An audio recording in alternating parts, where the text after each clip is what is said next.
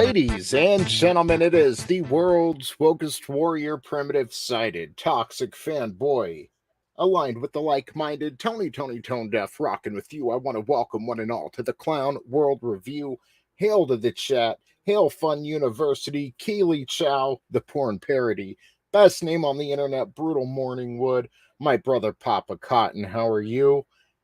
And the wonderful Tina Bojan. I'm glad you're off of that amphetamine kick, Tina. We were all worried about you for a little bit, so I'm glad to just see Tina back. You know, my prayers were out there with you.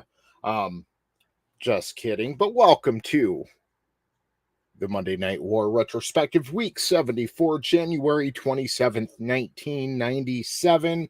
It's the night after NWO sold out.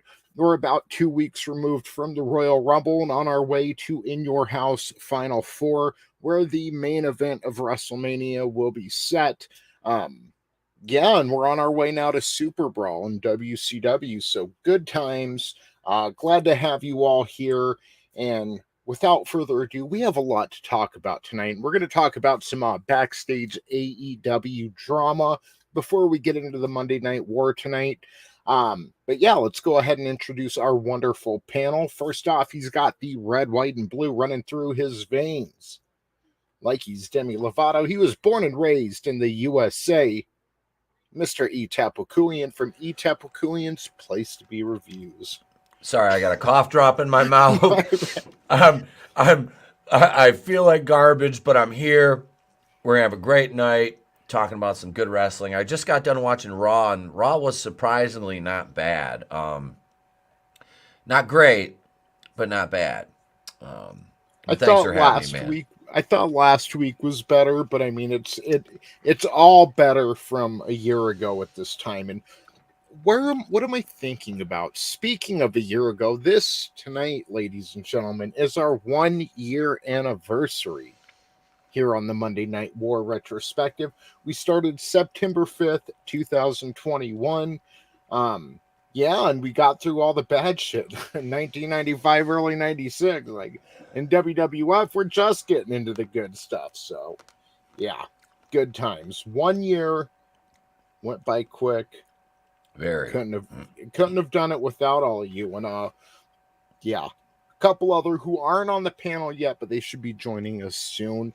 But next up, our next panelist, the one person that I actually have a video intro for because I'm just lazy and I'm not getting them done for anyone else.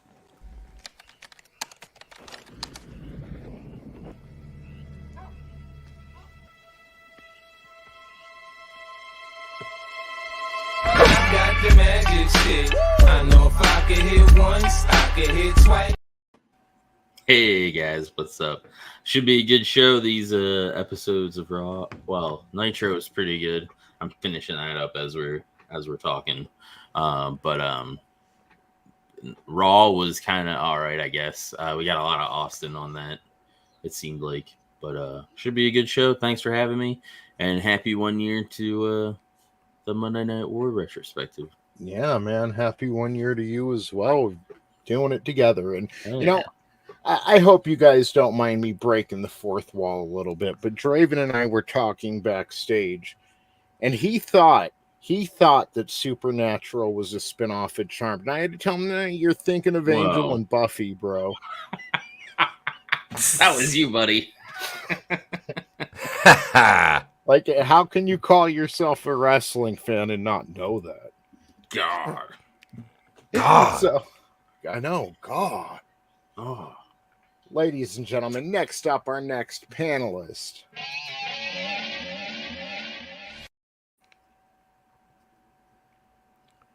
Happy anniversary. There we go. It's going. It's going. Yeah, there's a match going on behind you. Yeah. You know, I was working out and I get a text from my wife going, fucking Frank is throwing a fit. And it was because, as I was running a wee bit late, so it's like, okay, no problem. The dogs know your schedule more than the human. Just saying. And then, so now they're all ecstatic. They're pissed because you're not on the screen yet, but I had to do it for the intro. So But yes, I'm happy. Happy anniversary. 1 year anniversary, man. This is awesome. Thank you, man. We're gonna call that the Puptagon. The pup the gun. I like it. Yes, I like yes, it. the Yeah. Puptagon. There we So, go. Yeah. Yes, yes. Ladies and gentlemen, a crazy, crazy weekend in wrestling. Number one, we had WWE Clash at the Castle. I've seen in a few polls, people have voted that probably the best pay-per-view of the weekend, at least between the main AEW and WWE. It was okay, you know. Like, I mean, Tyson Fury was there at the end, which was kind of cool to see him. Then we had NXT. What was it? When Worlds Collide or whatever. Yeah. Yes. Yeah. Yep. That I didn't watch. That Me was neither. fun. At least the last match, because Steiner fan and all. Because the math did add up. People, don't be mad. Don't be haters. What was the main event? Braun Breaker, which is Rick Steiner's son, against the NXT UK champion, and they unified the title. So there is one. Oh, right. See, that's what I was happy about, bro. Like, don't get me wrong. The NXT UK title looks the same as the WWE one, except it says NXT on it, but it's a beautiful title for the, kind of heck, they got weird ass WWE champion crap I don't like. Yeah. But unifying the NXT in that belt, we'll see what they do with it. But the NXT title is kind of sharp, man. I'm not gonna lie, it's grown on me. And watching a young Steiner do the moves really good, and hopefully we'll be guided in the right direction, man. Yeah, it was a good match. For a babyface versus babyface too, dude, it was a really good match. I haven't seen the rest of the pay-per-view. I only caught the tail end because then we did our thing, because WWE and NXT ended right before AEW. Yeah. I know the female lady that had the women's champ, she won too. I forget what her name is. She's with that in Toxic Infamity, yeah. Yeah. Mandy Sachs? No, is it Rose? That should Mandy be Rose? Nyla Rose's name. Mandy Sachs. Is it Mandy Rose? But I mean, it's like I said, I don't know on over. Yeah, Mandy Rose. She has both of them. She's hot. Yeah. She is. That's awesome. I'll need to check it out. I don't watch much NXT these days. So the real fireworks came because we had Clash at the Castle Saturday night. Sunday early in the afternoon, we had NXT When Worlds Collide, topped off by the 5-hour AEW All Out pay-per-view, which, we've had our thoughts on that. And you can go over to Draven's channel and check that out. But the real fireworks, it seems, came after the pay-per-view, starting at the media scrum when CM Punk went off on people asking him about Colt Cabana when nobody asked him about Colt Cabana. And everyone's saying, well, maybe it's a work, but like nobody's going to come out of this looking very good. So CM Punk tried to put a little bass in his voice, like he didn't go into the UFC in front of everybody. I'm tired of fucking people asking me about that. Did you know Colt Cabana and his mom shared a bank account? Oh, yeah. Like, okay. I was so That's what he said. Yeah, he did. Like, I don't know the whole backstory. I know that Colt Cabana, isn't he the one that had him on the podcast after he left WWE? Yeah. And got the whole story about Rhino. So, like, I know that much about Colt Cabana and CM Punk. And I think somebody was asking Tony about it when Punk walked out and he overheard it, and that's why he lost his shit. From what I had saw video-wise, just a FYI, because when you and Draven were talking about, I'm like, what are you guys talking? What the hell did I miss? So apparently Colt and him they were like good buddies and stuff, and he was gonna like help bring him to the top or whatever. This is what Punk was saying, and basically he was paying for everything for Colt. Like he was paying for all of his shit, and then eventually like he just stopped doing that. Well, I don't know, whatever riff or whatever happened between. They had a falling out because Colt had his podcast, and he was probably more well known for his podcast than anything else. So CM Punk came on there after walking out on the WWE, finally told a story. I think everyone remembers that. It was like a huge podcast. We were going to hear CM Punk's side of everything. Mm-hmm. Well, during that podcast, Punk disparaged the WWE doctor, James whatever it is. Mm-hmm. So he sued Punk and Cabana, and then they had a rift in between their long friendship because Colt Cabana and CM Punk were longtime friends. He even mentioned Colt Cabana during the pipe bomb. Something happened. I think Colt Cabana wanted Punk to pay his legal bills or whatever, but they had a falling out over that. Or Punk said he'd pay the legal bills and didn't. Whatever it was, they had a falling out over that lawsuit. Because I always thought, God, I mean, you guys are friends, you know, but you're going to let a lawsuit get in between you. But I mean, that's kind of what happened. So sadly, yeah. You know, that's something else, you know, Vince can kind of hang his hat on as far as Punk is. I cost you one of your friends. So then during the media scrum the other night, CM Punk basically said that Colt Cabana, you know, your friends, you can fall back and they'll catch you, but he never felt Colt Cabana would do that for him. And it's a lot of F words, Etep, a lot of F words. Then Hangman basically went and he said Hangman basically took a lot of the rumor from the whole Colt and Cabana thing and basically went with that with on TV, and basically that was that promo that he cut before the championship, basically saying he's there to, you know, fucking protect AEW from him and all this stuff. And that wasn't supposed to happen apparently. And then been on other interviews and stuff too, talking shit on Punk. My thing is this: if you don't like people going into business for themselves, then stop going in business for yourself. Yeah, like if you I get where he's coming from a business standpoint. You don't want your top baby face to be buried by he's not the top baby face. Well, no. From a business standpoint, he is in AEW right now. He's the reason they're getting the $1 million rate. He's the reason they're getting the ratings right now to some degree. Being Hollywood Hogan. A little bit. I'm not saying I'm not trying to defend him or anything. I'm just saying I understand his side and I understand their side. I understand both sides, but it's like when you have an EVP that's also like exasperating this shit and spinning it on rumor, that's not good for business either way. Like it's not professional. No, it's not, but also like, and just is the EVP out there doing this with anyone else? And hail Judas Goat Barbecue. All I'm saying is I followed Punk for a long time. Yeah. And it feels like there's this whole whirlwind of drama that follows him wherever he goes that doesn't happen to anyone else, you know? Yeah. And then apparently there was an altercation after he left with him, the Bucks and Omega, and then Ace Steel was there too. And Ace Steel apparently threw a chair at one of the Bucks and gave him a black eye. We're gonna get into that and fucking somebody bit somebody, and Nick Jackson got knocked out. And, so Steel bit Omega. Yeah. Backstage news on CM Punk, Ace Steel. You'll have to Google him. And the Elite AEW Melee and Fallout. So, yeah. CM Punk was talking a lot of trash. Whether it's true or not, he was running his mouth at the media scrum.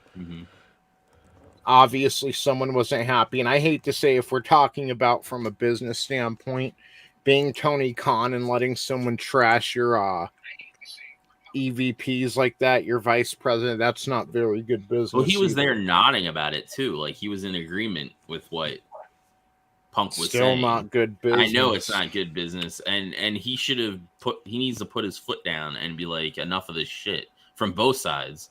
Like he needs to get control of his locker room again and set pure guidelines of what is acceptable and what isn't acceptable. And I think right now there's like an investigation, like internally, like on who started and whatnot of this altercation, and then whoever is going to get some kind of repercussions. He needs to rein in his locker room, dude. It's getting like not even Wild West. It's like fucking preschool back there, and it's not good. So There were 2 premium live events and 1 pay-per-view this weekend, but all the wrestling world can talk about is AEW World Champion CM Punk, his biting words, the AEW All Out press scrum, and a locker room brawl between himself, Ace Steel, Google him, and the Elite that reportedly saw chairs thrown, and Ace Steel, you know what to do, biting Kenny Omega. How does it one even just that? How does that even happen in a brawl? Like, Yeah. what the fuck? And my Do thing you is, lead with that, or does it lead into that? Kenny Omega's like a founding father of AEW, and he helps with the creative, and like he's got a lot of love for the company. So there's something going on here. A lot of people's gripes too with the Bucks and the Elite is that they're in. I know they created the company, but they create titles and shit just to give themselves the titles. Like with the triple threat titles, I know you don't like them, but they literally made those just for them. Like they're just. I could say that it'd be one thing if they were just running stuff behind the scenes, but they're wrestling too. And they're basically just giving themselves wins for these titles. I don't like that either. And the reason they didn't fight FTR for them is because they think they're the best tag team ever. And FTR is legit the best tag team ever. And they didn't want to drop the titles to them. So that's why you have Keith Lee and Swerve that have the titles right now. Because they didn't want to drop the titles to them. So they're both sides are fucking crybabies, basically. Yeah. This is I hate to say it, but it really gives some credibility to Vince McMahon's style of managing his locker room. I don't like all the micromanaging, but you see maybe what, same as we're seeing everyone else's sides of the argument, you kind of see his, So, yeah. And in case there hasn't been enough information released out there regarding this fiasco, never fear, more has arrived. In their latest report, Fightful Select has confirmed that CM Punk did in fact throw punches, a chair did hit Nick Jackson in the eye, and that Ace Steel, Punk's trainer and longtime friend, bit Omega. What isn't confirmed, however, is how the fight started, with some sources telling Fightful that Punk should have expected a confrontation, while others claim that the Bucks and Omega approached Punk's locker room aggressively. Fightful also confirmed the situation went on for around 6 minutes, with Brandon Cutler, head of talent relations, Christopher Daniels, and AEW producer Pat Book attempting to quell the chaos. A higher up in AEW also told Fightful that nothing was expected to be said at that moment due to possible legal issues regarding the attack. That said, Fightful also noted that Hoffman Estates Police Department did not have a police report or documentation for any incident backstage at AEW All Out. The news doesn't get any better for Punk either. AEW talent Fightful had spoken to, including some that would back Punk up previously, stated that they wouldn't have handled the situation as Punk had. In addition, Fightful also confirmed that they had heard rumors of Punk sustaining an injury in the chaos, but hadn't confirmed it at this time. Torn pec. As for what this means for AEW this Wednesday, sources told Fightful that they weren't sure of creative as a result. And several AEW talents noted they couldn't understand how Punk couldn't be fired following this incident.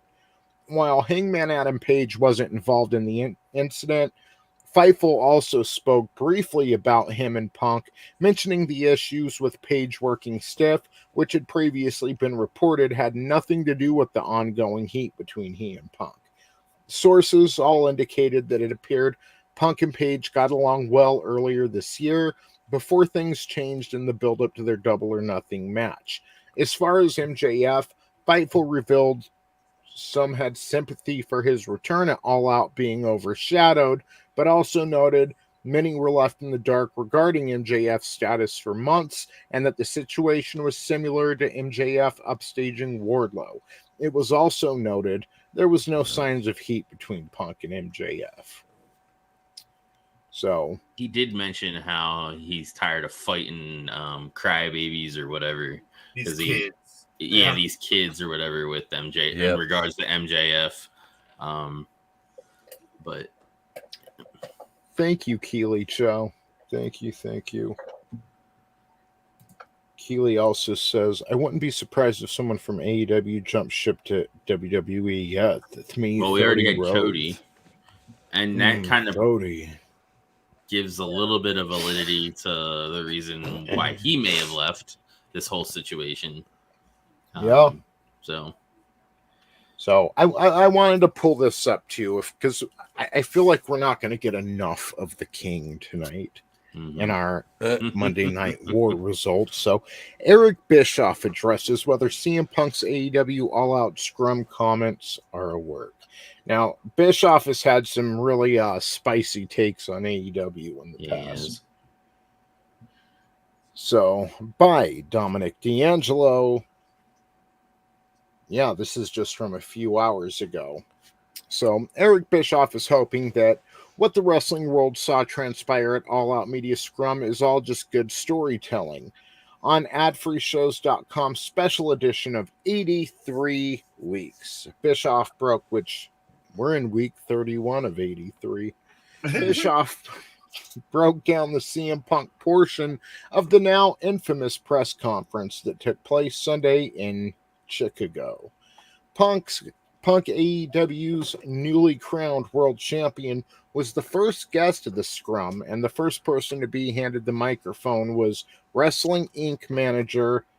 managing editor Nick Houseman. Got to try these Wendy's French toast sticks. They didn't know they had French toast sticks. No. You see that because I'm on the east side. You see that? Yeah. I do like their breakfast though. Their breakfast is really good. We just got their breakfast a couple years ago. Finally, it was like fucking awesome. I like their breakfast too. Those fries they have are good. The wedges potato are so wedges. Good. Yep. Dude, yeah. I tried to get my wife to try them. She's like, I don't like them. I'm like, because you're an uncultured fuck. Well, she did marry you. Oh, that's funny. So, Houseman had a history with Scott Colton, better known as Colt Cabana, as the two were both in the Chicago Improv theme together. The Punk and Colton are former friends, but all that dissipated amid legal issues between the two following Punk's statements on Colton's podcast back in 2014, which Punk later addressed during the scrum. Punk was aware of Colton's previous ties with Houseman, but before asking a question, Punk inquired to Houseman about his current status with Colton, with whom Houseman stated he has no relationship with him as the two haven't seen eye to eye in years, leaving Punk to joke that Houseman blew his spot. Right off the bat, does anybody think that it's maybe a little interesting that Punk starts off this presser by questioning Nick? Bischoff begins to propose, in order to establish a relationship that he knew existed between Nick and Colt Cabana. Don't you find that either a little obsessive if it's real or obvious it's a work? After hearing that Houseman was given the microphone to speak, Bischoff said, that even makes it more interesting, doesn't it? There he is right there, looking like... Yeah, because he didn't even get a shower or anything. He just wiped some of the blood off and, yeah. He's tired. It just feels to me like the industry left him behind. Bischoff continues to watch and makes a point to say he understands Punk being hurt by Colton's actions, but calls addressing it to the media high school bullshit. At some point, you got to let that shit go, bro. Bischoff's been kicking it with Vinnie Root. Vince Russo. Yes. You can't let it get in the way of how you're perceived as a character, he said before clarifying his own feelings for Punk. I don't have anything personal against Punk. I lost some respect for him based on stupid shit that he said, but it doesn't mean I dislike him or want him to fail or whatever. But he's a guy who's supposed to be a babyface whining. He's fucking whining. Yep. Punk started this shit, he said. he went to Nick Houseman, or Nick had the mic first. He knew the answer he was presumably asking a question about as a way to address something that he had on his mind. Now, if it's for creative reasons, because there's a plan that none of us know about, that Tony's in on it, and Talon is in on it, and this is actually going to go somewhere, and we're on the first quarter mile of a 20-mile journey, then cool as shit. But if it's not that, what we've just seen part of is complete dysfunction. The dysfunction seemingly continued as a reported fight broke out between Punk, the Bucks, Omega, Google him, Ace Steel backstage. Security. I've been reading his whole bio for the last 10 minutes. I still don't know who he is. Security He's CM Punk's trainer and Yeah. mentor. Yeah. He looks Maybe. crazy too. He looks like he'd bite someone. He So- does. Security was seen running out of the press room to help restore order in the locker room, which reportedly had Steele throwing a chair at Nick Jackson after the Elite. That's like, what? Do you need a chair against Nick Jackson? Look at Is he one of Ace the- Steel and look He's at one of Nick the Bucks, Jackson. Oh, dude, those guys are skinny little bitches. Nick Yeah, and it's Matt like- Jackson. Do you need Yeah. a chair? Not against those two putos. It's probably one of those gay 90s wooden chairs. Ugh. Using in WCW. Nah, dude, it's the plastic curved chair and shit. Not Yeah, even those the hurt. wooden chair. What was his tantrum about? Basically, an interviewer was bringing up the Colton Cabana and him issue and the stuff with Hangman Well, Page he- basically shooting on him during. He brought it up to the in interviewer. promo. Like, Yeah, they didn't. He's the one that brought up Colt Cabana. yeah. But Well, I get they- it. It was they to cut- they- address Hangman's comments. This scrum started abruptly, so we didn't hear exactly what happened before he started questioning him. So I'm Yeah. assuming Nick was asking a question, and then it cut onto the feed. I wonder if Colt Cabana was at his house, like plowing AJ while this was going on. Most likely. That's Yeah, when he's funny. all like, Probably. "Oh, my wife April. If I would have got out that third week, we'd have been divorced." I'm thinking, yeah, well, Etep, No. you see this, Joe Lombardo? We were just Joe talking about. Yeah. He's the sheriff after the Vegas shooting, who like his story kept changing. That He's guy's a- running for governor, so it's either him or Sisolak. Like, well, that great. It's McCain and So you got Obama all over again. You got Vince Lombardi versus fucking Steve Picklesack. Yeah. My thing is, if this whole situation started as a shoot, the best course of action is to turn it into a work. Yeah, definitely like a work Yep. shoot. Yeah. Yep. Yep. All I know is like again, it feels like he joined AEW and then all these problems started leaking out and happening. Like Hangman Page ain't got problems with nobody. Fucking Kenny Omega ain't there out there swinging on everybody. And I'm not trying to put it all on Punk. I'm sure nobody's innocent. There is but interviews with Hangman basically talking shit. So it just all right. Well, then I'm mistaken, but it just kind of feels like fucking drama follows this guy wherever he goes. and that's because Hangman and the Elite are friends with Cabana, if I'm Yeah. not mistaken. Well, what I do know, and I said this during the pay-per-view, like, I give props to Punk for making it that high in the wrestling industry without sacrificing, without forfeiting, like he was who he was, and that was enough to get him there. But at the same time, he's getting older, he's getting the gray hair, and it kind of, like, it's going from what was once really cool to kind of like creepy old man or kind of pathetic. And this is just a side tangent. Like, adapt your character a little, change it up, because you're not what you think you are. You're not the best in the world. You maybe were. He turned it into Pop Sting. Why? He is. Is he turned into Pop Sting? No, It's we like- still like Sting. Yeah, I know. Yeah. I'm Steve Borden, Country Kitchen. Hey, young man, I'm about to put you in the sharpshooter. I want you to lay down and cooperate, young man. You hear me? If not, I'll give you a paddling. Oh, shit. That's so good. So It's even funnier because my neighbor across the street from me, their dad used to look just like Steve Borland, like without the makeup and shit. So it's even funnier for me. We need to. I need to have Old Man Sting talk to Old Man Kai. Oh God, yes, make it happen. Yep. I think how Kai's are you- going to be on tomorrow. So nice.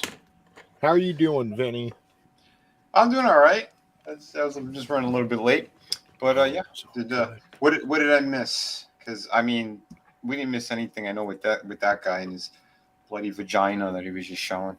That's really, we're just talking about CM Punk's media scrum after the pay-per-view, and it's the 1-year anniversary of the Monday Night War retrospective, so we talked about that for a little bit. Sweet. I'm so bad at this. Like, welcome everyone, and just do the normal thing. Then I introduce Etep, and then I remember it's the 1-year anniversary. Adorable. I wanted to go through. This is why everybody, we've got 8 people listening now. So if all 9 people, so if all 9 of you sent me $500 each, I could do this every day. I could focus on it. And then I would have like a whole like highlight reel of the past year for you. But since all now 10 of you aren't sending me $500, and that ain't that much, you know. It's a I mean, power divide it bill up in amongst 2022. yourselves. Yeah. You guys do the math. Someone dipped. Number 10 dipped. Like, fuck that. They're like, all right, $500. dude, this guy's asking for $500 each a month from us. Like, here, or you can just come join my channel for $2.99 a month. That's fine. Yeah. You can send Tony $500 a month, or spend think $2.99, and I'll filter it back to him, and it'll accrue over time and collect interest. I think number 10 ran over to go give $500 to somebody else. They came back. Number 10 is CM Punk. Yes. He shows up in the chat and says, "Give me a fucking link." Oh, like Tony Khan showed up in No. the fucking Yeah. chat on, what was it? Yeah. The Ring of Honor one. Oh, Yep, that we had shit was Tony great. Khan in the chat. Look, this is gonna be AEW tomorrow night if CM Punk was Lawler. Jerry Lawler has bruised ribs, and with all due respect, he's also suffering from anal bleeding. From anal bleeding. I gotta give Cole credit on that for saying that shit with a straight face. Yeah, he put that shit over. Mhm. Yeah. He's better than he gets credit for. Like, imagine like we're sitting here having our show and like we're in person too, not even like hundreds of miles apart, but in person, and one of us has a heart attack and you don't know if they're gonna live or die, and you keep your composure and keep going. Like, fucking, if I didn't respect Michael Cole before, when Jerry Lawler had the heart attack in front of him and he just kept doing his job, got to give him some props for that, definitely. Well, the thing is, he was hoping Lawler would die. That's why he was just. It wasn't that he was being professional. It's just he didn't care. He's like, you know what? At this point, how many kids? Never mind. But He was censor sitting there going, if I keep it going the proper way, I'll get a promotion. right. Wow. Thank you for the doll hairs, Nelson the gentleman, and hail to you, sir. Nice. Speaking of anal leakage, hey Tony, do you got that video I sent you earlier of Wee Man Walt and our buddy Etep? Yeah, there it is. Here it is. You're gonna love this. Sorry, I didn't get the full screen. We got the volume. All right.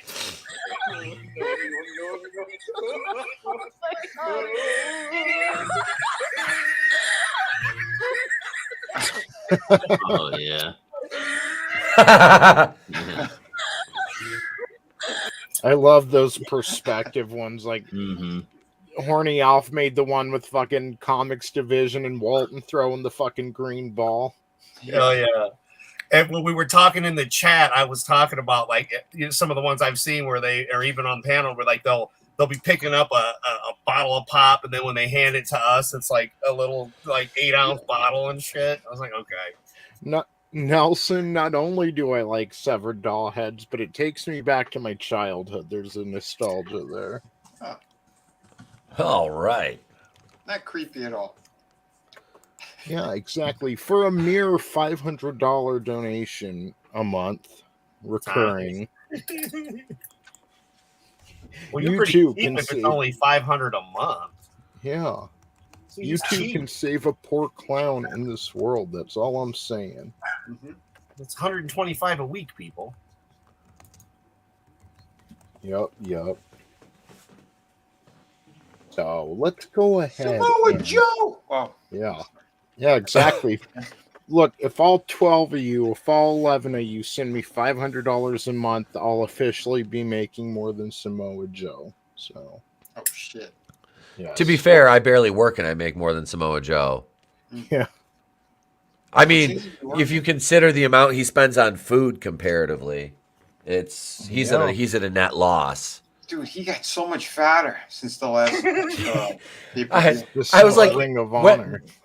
Well, when he came down, I was like, why is Brian Last wrestling without Jim Cornette in his corner? Hail Parrot Head. He says, hail to Tony, Vinny Superfan, sparkles into nose. Nice. This nose is all stuffed up right now. Sparkles in the nose that sounds like Why Hunter is it? Biden and his hooker like arguing over crack. I don't Sparkles in the nose. God damn it. At least I'm Hunter and Draven's the hooker. God Oh, damn. shit. Every time Warhound comes around, you get sick. Yeah. Because it's Trey's second week back to school, and he's been around all the other fleshy little fucking germ traps, and brings his shit home to me, and here I am. The only bonus is if I'm sick through the weekend, I won't have to sub next week, and I'll be able to make more videos while I'm sick. I'll be missing out on like $200, but Right. Yes. that's not bad for a couple days subbing, honestly. No. No, that's pretty. I didn't even check my mic settings, and I'm over here yelling at my dogs, muting it, and luckily they seem to be working. Nice. The dogs or the muting? Both. Tina says, do you want me to adopt you? I could probably manage $500 a month. At this point, yes, but Wow. you gotta take I'm on my already student adopted. loans. Here's my too. $500 a month. Let's give her a deal. She could have me and Tony for that price, so about $250 each. Yeah. I'm required by law to tell you this. I'm Kato Kalin, the house guest.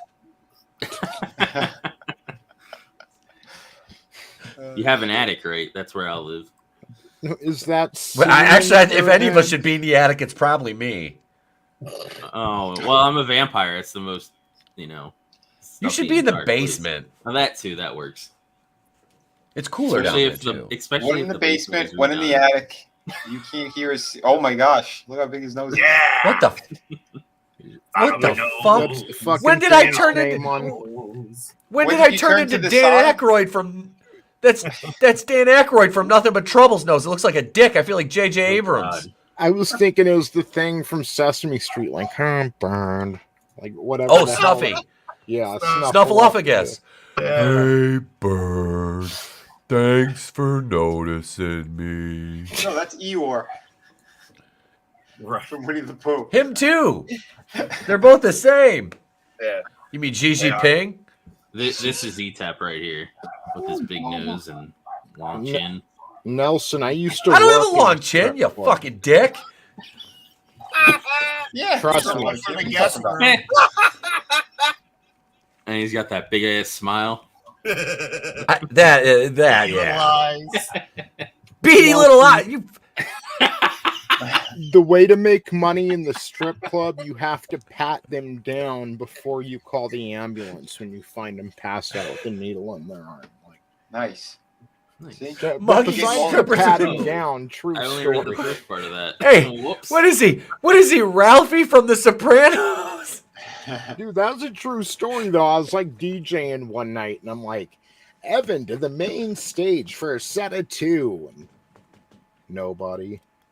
I'm like, Evan, stay in the fucking straight, because they get mad if there was like 5 seconds without a girl on stage. You got to constantly have a girl up there. So Evan's not coming. Then a couple minutes later, we get someone to replace her, another dancer. You know, we skip the rotation. The next dancer jumps up. Then one of the girls comes out like, I'm about to piss in the trash can. I've been trying to get into the bathroom for like 20 minutes, and I'm next on stage. So I'm like, okay, we're trying to figure it out. And finally, turns out Evan's passed out on the bathroom floor with a needle in her. Jeez. Damn. Damn Did it, she Evan. die? No, she's okay. Like, she's on my Facebook today, but still Okay. could have made a quick couple $100, and I would have had a funny story to tell Nelson, and that's what really counts. See, this Right? is why you gotta watch out about your diabetes. See, she forgot to take her insulin. Yeah, and exactly. She took Yep. it a little too late. Yeah. Now Go a and public eat a service few announcement from cookies. superfan Adam Shawhan. That's right. Don't let the beaters take control. I'm Adam Shawhan. I got diabetes. That's right. It's like I struck a pie. Don't be like It's like- Phil and lose half a Who the leg. hell did I hurt? So now that we've got all the wholesomeness out of the way, ladies and gentlemen, Right. let's go The ahead. wholesome strippers ODing on the bathroom floor stories on it. We're good. Somebody Bloody say good. Giant wholesome. is crying about Hangman. Hangman, I thought are we playing? Is it game night at Chris Benoit's house? I think so. So, ladies and gentlemen, the night of January 27th, 1997, Monday Nitro's coming to you from the entertainment capital of the world, Des Moines, Iowa, at the Veterans Memorial Auditorium. WCW Nitro did pull a 3.6, and they're down 0.1 ratings points since last week. Raw is actually even. Last week they pulled a 2.2. This week they pulled a 2.2.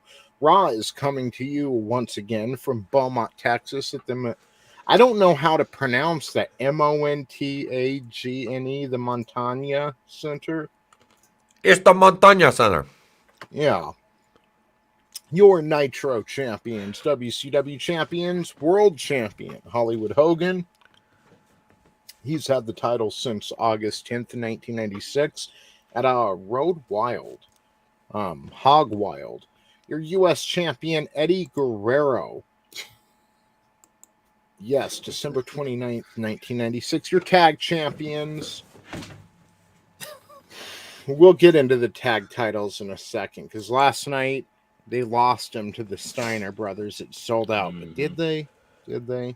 Did they, though? Yeah. Your television champion, Lord Steven Regal. Your cruiserweight champion, Dean Malenko, as of last Tuesday, Clash of the Champions, 6 days ago. And your women's champion, who you'll probably never see again, Akira Hakuto. She won that over a month ago. Well, about 1 month ago, and we haven't seen her since. Yay. Over on WWF, your Maybe she's WWF. on the floor with a needle in Yeah. her. Never mind. Yeah, getting that insulin. Right. Gotta take Yeah. my vitamins. Your WWF champion, the Heartbreak Kid, Shawn Michaels. Etep, what did you think of that intro music, by the way? I don't remember his intro music. I was kind of half in, half I out meant of it, falling asleep. What? When Tonight? we started the show. Oh, it's fucking great, dude. I loved it. I Mm-hmm. thought you were talking about Shawn Michaels. I was like, did he do something different? No, with that, No. that was Sean's intro music at the beginning of the show, ladies and gentlemen. There used to be a time when you couldn't just play music on your computer. You had to play MIDI files. What the fuck? I was going to say, I was going to ask you, what the fuck was that? Like, what game is that from? It was Sean's theme song. Yeah, but what is that from a video game? No, it was. Now it sounds like it, but that's because that was like back in the Yeah. day. That's like the only kind of music you could really have on computers. So there was like Okay. people would make MIDI files of like every frickin' song. So like, yeah. I was trying to figure out what the tune was, and I couldn't quite place it. Eddie Guerrero, aka Dominic's Real Dad. Yes. Right. Yes. We all agree, Keely Cho. Rey That was Mysterio a very is a Eddie bastard. Guerrero move on his pop. So yeah, it would be pop. So I still would have liked to see Ray turn on his kid, though. I'm sorry. I still would have seen Evil Ray as a good thing. But You know, the worst part, Parrot Head, is she did refuse Vince's advances and he made her disappear, but she was the WCW Women's Champion, which is even worse. That's how far his influence went. The old McMahon. So, yeah, WWF Champion Shawn Michaels and our Continental Champion Hunter Hearst Helmsley, which we will get DX later this year. And Owen Hart and Davey Boy Smith are your tag team champions in the WWF. Now, Raw starts. We get a quick recap of last week. The 4 individuals who will be in the Final 4 pay-per-view: Bret Hart, Vader, The Undertaker, and Stone Cold Steve Austin. Your hosts tonight are Vince McMahon and Jerry Lawler, and we begin with Ahmed Johnson versus Crush with the Nation of Domination. Crush wins this one. We actually take a look back to a house show or whatever Saturday. It was from Saturday afternoon. Garden. Yeah, and yep. Make sure you're sitting down, Vinny. Savio Vega turned on Ahmed Johnson, and he's joined the Nation of Domination. No. Not Savio. So, yeah. Crush delivers a heart punch, picks up the win, and they just mention it's too much for Ahmed Johnson right now. He had a rough weekend between Saturday and then on Sunday. Who did he fight on Superstars? He had a killer wedgie. Hart. Yep. Yeah. He's got a tough time every time he goes out there. Jesus, that was so. He's the only person I've seen put himself through a table. Like Ahmed. Yeah. Trey asked me, he goes, "Is he dead?" I'm like, I don't think so. If he didn't, yeah, his career was dead back then. He just didn't know it yet. But man, he wasn't ever. He had nothing outside of like his physique. Like really, I mean, he was a serviceable worker. I'm not going to totally shit on him, but just no promo skills. Yeah. He couldn't. Mic work was just non-existent. He needed a manager. Yeah, it makes you appreciate Bobby Lashley. Yeah, I almost wanted to see Ahmed and Sid do promos together. Oh my God! 60-minute. Can you imagine those promo? Those two out there cutting promos on each other. Sid, can we start over again? Ahmed's like, I don't even know where I am. Did you hear Tony just said 60-minute Iron Man promo matches? You going down? The man. Ahmed's walking around. You're going down. That's like something one of the kindergartners would like chant or something. I don't know. That was a Vince McMahon line. Like, go out there and tell him he's going down and then get the crowd behind you. They'll love it, kid. You just do it, pal. Do it, pal. It'll work. Look at that bucktooth fuck Kevin Dunn. Even he's smiling.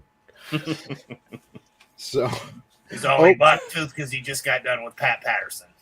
If you've seen Kevin Dunn, you know what I'm talking about. That he smiles. He looks like a beaver.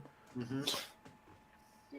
So Nitro begins hour 1, but Tony Schiavone and Larry Zbyszko are not on commentary. Eric Bischoff, Scott Hall, and Kevin Nash are in. Bischoff introduces the footage of the Steiners winning the tag titles. It sold out last night, which is like the one notable thing that happened during the whole fucking pay-per-view, besides maybe Eddie Guerrero getting his U.S. title back from 6. WCW ref Randy Anderson counted the pinfall. So Bischoff calls Randy Anderson from the ring over to the broadcast table, and he explains that basically he fucking says it was strictly an NWO show. Bischoff says this goes against the policy and blah, blah, blah, blah, blah, and he fires Randy Anderson. Yeah, he was given the ticket. He didn't pay for it. So, yeah. Basically what Earl Hebner really did get fired for from WWF. Yes. So, Randy Anderson accepted a ticket as a gift from a WCW promoter, but he's an employee, and it was an NWO show, and even though they're supposed to be different companies, whatever, Randy Anderson gets fired. So then Bischoff calls the Steiners out. Since Eric is the highest ranking official in WCW, he demands that the Steiners return the belts, as Randy Anderson wasn't the official referee, or they will be guilty of breach of contract. So the Steiners are pissed. Like, I think Rick throws his title, but Scott just fucking slams his to the concrete, and it sounds like plastic hitting concrete. It scratched the hell out of it when they slammed it down twice, though. Face down like that on the concrete, dude. That belt was scratched. That's what happened, too. So Rick Steiner throws his belt at him, and Scott's like, "You want it? Come get it." And it looked so much cooler. He just dropped it. So then Rick had to try to look cool. So he ran over, picked up Scott's belt, and then threw it back down. Like, what are you doing to? You had your chance. Yeah. So Bischoff tells him not to worry about picking up their paycheck for the next 6 months because they are going to be fined big time for their actions. Now, we're running short on time. Get your asses to the ring for a match. So we start the night off with the Steiner brothers versus the Faces of Fear. And it ends when Scott gives Ming an overhead suplex for the 1, 2, 3 in a shade under 6 minutes. But always a good energy when the Steiners and the Faces of Fear went at it. Yeah, they matched up pretty well because you had the two Hosses and the Faces of Fear, and the Steiners were, it's funny calling them smaller, but they are smaller in stature than Ming and Barbarian. Yeah, and Scott wasn't. He was bulked up, but not. He wasn't super freak yet. Yeah, he wasn't big Papa Pump yet. And hail Tommy and the Guinea Pig Collective, bro. If you're not following Tommy on Twitter, you're missing the excerpts of Rorschach's journal, which always make my day when I see those. Yes. So. Get over there. Go subscribe to him. Go check out the YouTube channel. And watch him flip out on all kinds of crazy douchebags, especially CenturyLink. Oh, my God. I love that he goes after them all the time. Hell yeah. And hell the Gap After Dark. How are you? Thank you for joining us. Gap says, Hail the Clown World Review. Etep, Vinny, Angelous, Superfan, Tommy, and the Guinea Pig Collective. Hail, brother. Yeah. Excellent. Hold on. Vince said a lot while Kevin was blowing him, but I don't know. Yes. Yeah, that's what he sees. Watch the teeth. Yep. Oh, Kevin Dunn. Okay. Yeah. Yep. Fuck CenturyLink. Mm-hmm. The garbage. See, this was right before Scott discovered the needle Parrot Head. Right before. We're about a year out from Big Papa Pump. So, yeah, over on Raw, it's announced. I think he's been using the needle for a long time. Yeah, probably. He's just, he's going to use it a lot more. Yeah, he's like, he told his brother, stop wrestling and give me your stash. And he just again, like my stripper friend Evan, he's just got a bad rash of diabetes. Poor Scott Steiner.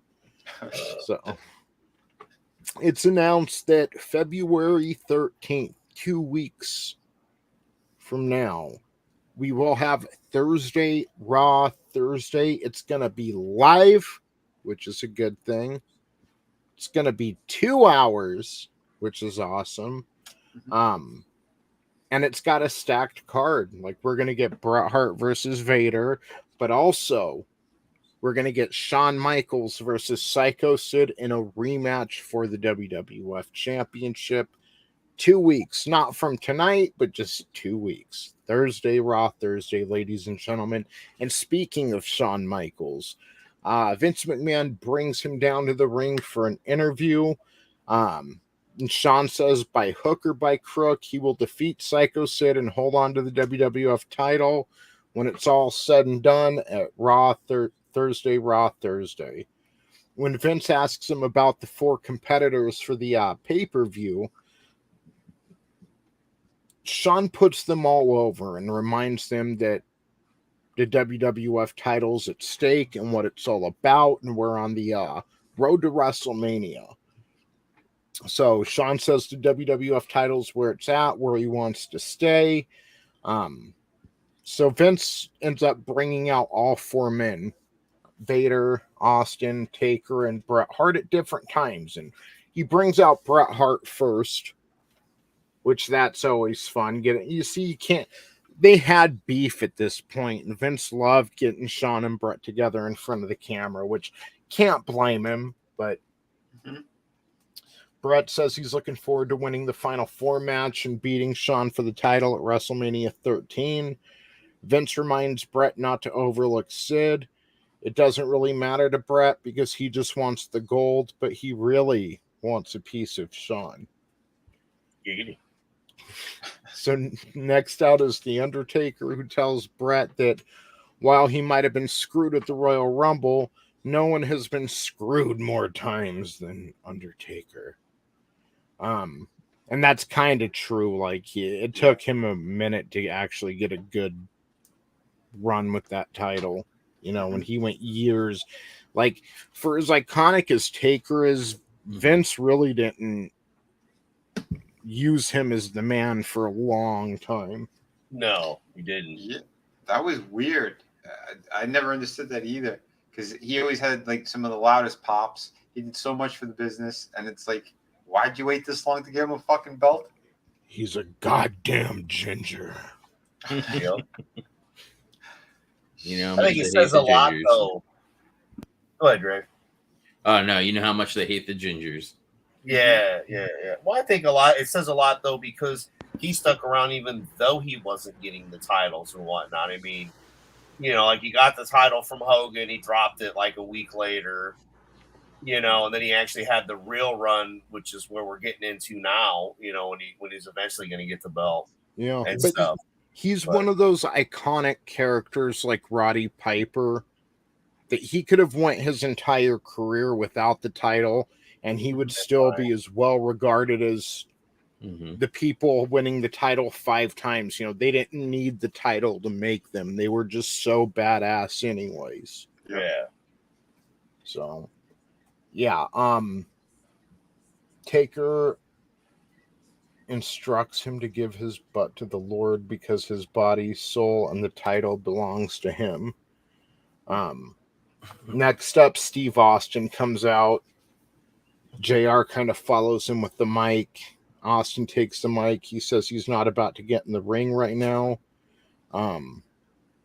He talks a bunch of shit. He talks about kicking their ass at the pay-per-view. Vader and Paul Bearer are standing behind Austin in the aisleway. Austin says he's done. He goes to turn around and sees Vader, and then he says, you know what, I'm going to kick your ass right now. And kind of teased him, kind of teased Bret, Shawn, and Undertaker, but didn't get in the ring. And yeah, Vader was just kind of standing there, right? Like, he didn't speak, he didn't do anything. He was just standing there, right? Yeah. Like an idiot. Oh, and Shawn, you know all the beef between Shawn and Taker, like, or Shawn and Vader. Like, Vader was supposed to win the title at SummerSlam last year, and Shawn politicked Vader out of that title run. Shawn calls Vader tons of fun during this interview, which I thought was kind of funny. So, yeah, we've never seen Vader as a badass when you think about it. Yeah, I'm surprised he didn't beat the shit out of him for real. I know, because I know Vader he did not he like was a him. good guy. Yeah, he was. Vader's the one that tipped Brett off. He said they're gonna fucking screw you, and he goes and he said that he goes and they're gonna try. He goes, it's gonna be too difficult though. Well, he wasn't all that bright when it came to it, because if McMahon was gonna do it, he would have found a way no matter what. That's why Vader's like, yeah, dude, they're gonna fuck you. Be careful. yeah, he seemed like he was somebody with honor and loyalty, you know. Yep. Yeah. Vader was, because he was old school. Mm-hmm. Yeah. So, so the Giant versus Roadblock is next on WCW Nitro. And we've got a very pissed off Giant. And I think everyone was pissed off after watching Sold Out. For those that don't remember, we got basically a Nitro main event as the pay-per-view main event. Him and Hogan wrestled for 10 minutes. The NWO runs in the ring. It's not even like they beat him up and Hogan pins him. No, they just beat the shit out of him and spray paint his back.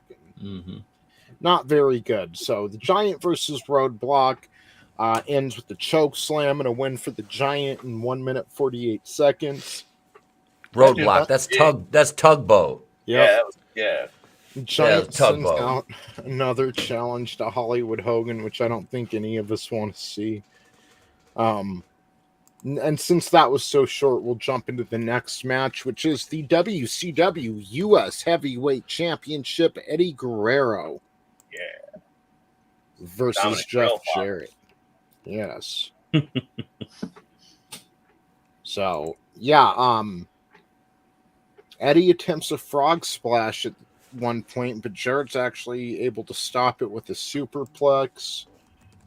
Guerrero kicks away from a figure 4 attempt as Deborah pulls Steve Mongo McMichael down to ringside, which, speaking of him, Ric Flair did a live stream recently on his YouTube page. Oh, yeah. Trying to make money for Steve Mongo McMichael. It was like money for Mongo live stream. Like, he's got ALS, doesn't he? I don't know. His Lou Gehrig's disease. Yes.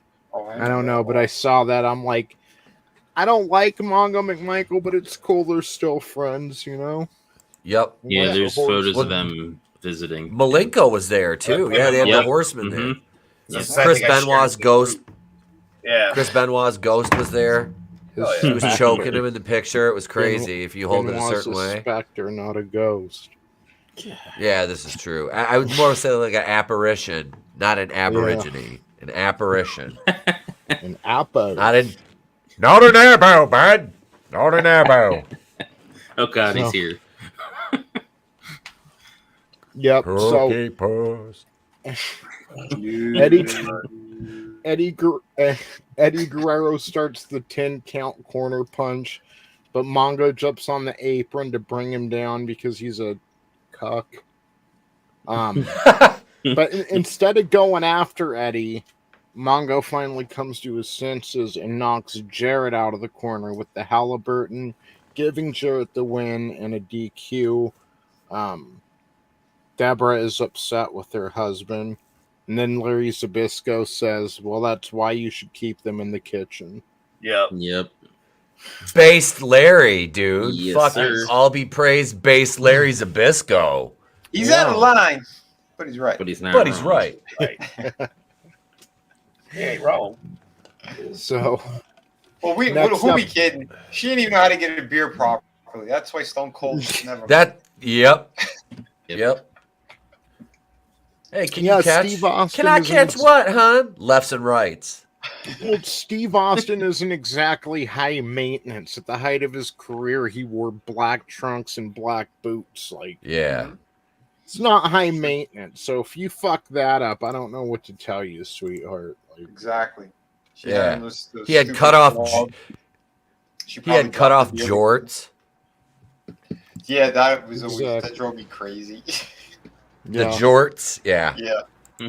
Yeah, it's because of his fucking knee braces. But I know I was always like, it would look so much weirder if he didn't have those braces on. Like shit's up to his like his balls are about to pop out. Like holy shit, those are short shorts.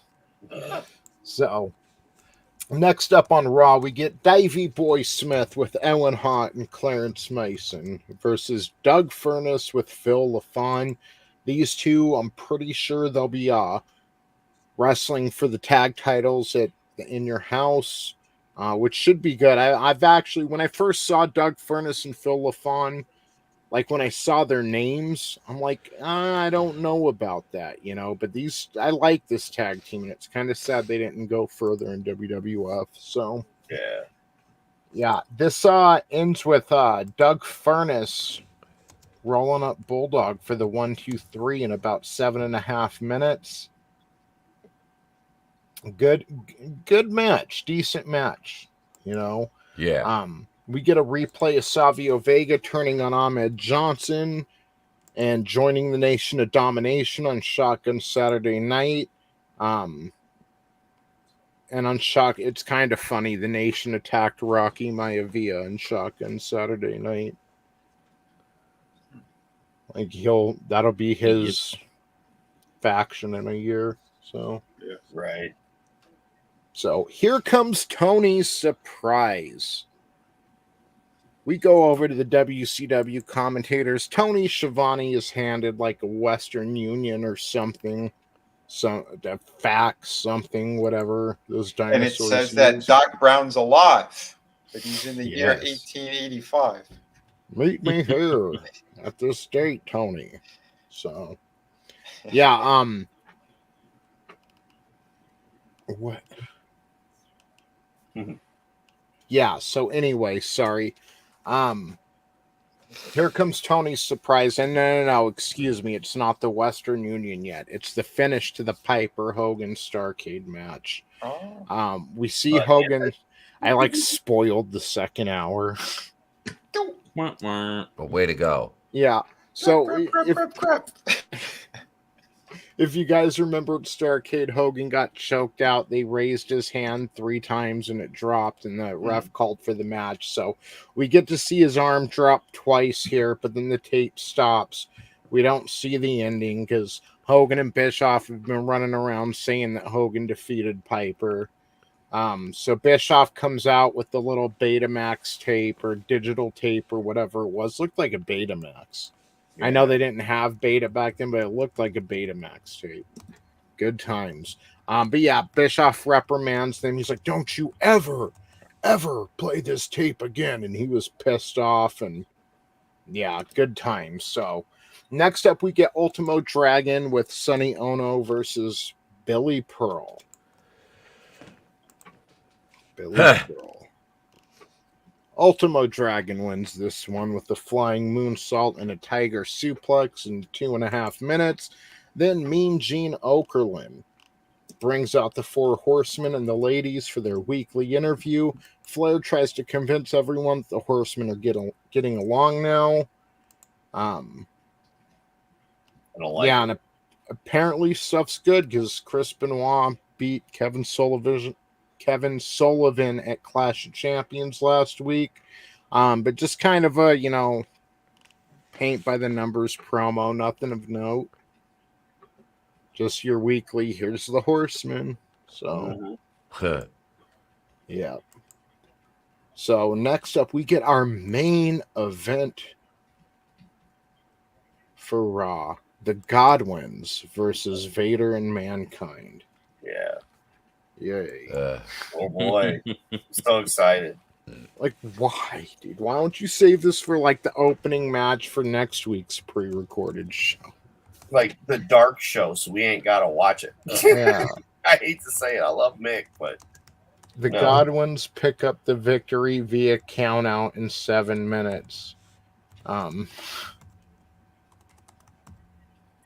They got improved more talking because there was a lot of promoting and future building, which is needed. Let's face it, it is needed because WWF, again, we were back with, some pretty shitty gimmicks, and they are picking up. But yeah, I think that's how eventually we get to that where WWF takes over, because all the groundwork right now that we're watching, Yeah. the promotion, the promoting of the characters. We're watching Rocky Maivia, the new young star. Sonny really wants a piece of the Rock. As we heard, she wants to manage him. So, yeah, man, I think this is really where, while Hogan and the guys are on top, and even though Eddie and the luchadors and all the stuff we love in WCW isn't getting the love, Hogan and that is, and then eventually, of course, everybody jumps ship, after it gets bought. But Yep. I really think this is that time frame of why they won, because when you go week to week and see what we've got great wrestling on WCW, but they lose the future build. Yeah. And they make really bad decisions at key moments. Yep. Now look, we've got Bret Hart in the building. We've got Steve Austin. We've got Shawn Michaels. We've got Undertaker. We've got this rich roster. So if you're, ladies and gentlemen at home in the chat, if you're not happy with the Godwins versus Vader and Mankind as the main event, well, we get one more segment to close out Raw. Ahmed Johnson. Go. Yeah, buddy. Ahmed Johnson. He goes after yeah. the Nation of Domination out in the parking lot as they're trying to leave. He swings his 2x4 at PG-13 and misses. And gets a wedgie instantly. Yeah. Oh yeah, came out with one. Yep. It Ahmed was a full Johnson. moon ending, Vinny. His ass was fully being, you were He's- getting mooned, buddy. Yeah. He's It got was a a total waning. eclipse. Let's face Yeah. it. Wasn't no side cheek hour. It was full moon. It's the dark side of the moon. Yeah. Oh no. It was a nighttime eclipse. Yeah. What's up, Frankie? Knows. So this hail to Frankie. Yeah, Frank. Yeah, It was the Ahmed Apocalypse. Again, if y'all aren't happy with the Godwins versus Vader and Mankind, we get one more segment of Ahmed Johnson swinging the 2x4 at Nation of Domination and not hitting any of them. Yay. Yeah, Ooh. because that was good. Okay, so that's what it is. I was seeing next week is Royal Rumble Raw. That's what it is. Next week, starting an hour before Raw, you can watch the entire Royal Rumble match for free. Ooh. Hooray. Wow. Yay. Hooray. And that's the end of Raw for tonight. Over on Nitro, the first hour ends with Lex Luger versus Ron Powers. This match lasted 1 minute and 11 seconds. Yeah. Ends in a Ended with torture the rack. torture rack. Yeah. And Lex Luthor in a wheelchair. Damn it. That's fucked up. And a colostomy. Damn it. bag. We already know how this story. Damn. What you get for killing Miss Elizabeth, stupid face. So, Mean Gene interviews Luger after the match, and Luger admits that, yeah, he and Giant haven't always got along, but this time he's got his back. They're both WCW now, and yeah, woohoo, the Giant and Luger. So, yeah, we That get should be entertaining. Yeah. I completely forgot about that, dude. I'm not gonna lie. Like when they were standing in the ring together, I'm like, oh, I completely forgot about this. Yes. So, yeah, we get a quick recap of Randy Anderson getting fired and the Steiners forced to return their tag belts, making the one entertaining part of Sold Out completely irrelevant. And then we get the AFC, the Amazing French Canadians, with Colonel Robert Parker versus Arn Anderson and Steve Mongo McMichael. This ends with basically Colonel Parker tosses the flagpole to Ouellette, but the ref catches them while he's reprimanding them. Deborah hands the Halliburton to Mongo. Mongo smacks Rougeau with it and gets the pinfall. And